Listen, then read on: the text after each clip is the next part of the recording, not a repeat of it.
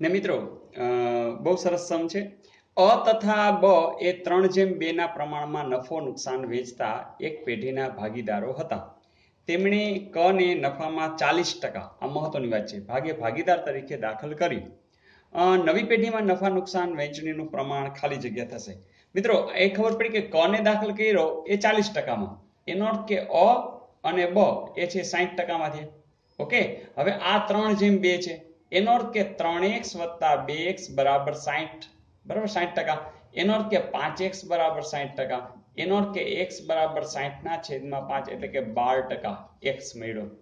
જેવો તમને આ 12% મળે, હવે 3 જેમ છે, બરાબર, એટલે આપણે એમ વિચારી શકીએ 3x અને 2x એટલે 12 તેરીને 36, 12 દુને 24 અને આ 60 તો છે જ, સોરી 40 તો છે જ.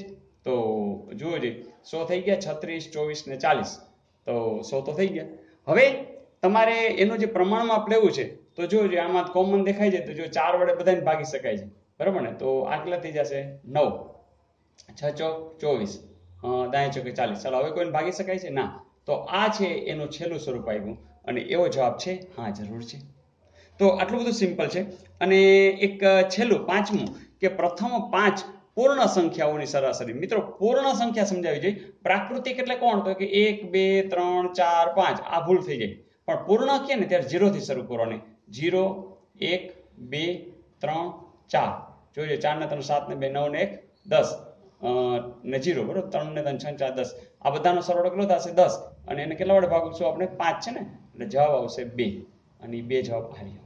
ઓકે, તો અહીંયા ખાલી ધ્યાન એ આપવાનું છે કે 5 છે એ પૂર્ણ સંખ્યા છે, એટલે આપણી સંખ્યા થશે 0, 1, 2, 3 અને 4. જોજો 0, 1, 2, 3, 4, 5 થઈ ગઈ.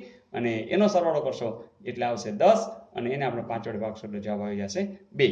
ઓકે મિત્રો, તો બસ આ રીતે તમે જે સમ્સ પૂછાણા છે એ ખાસ અઘરા છે નહીં.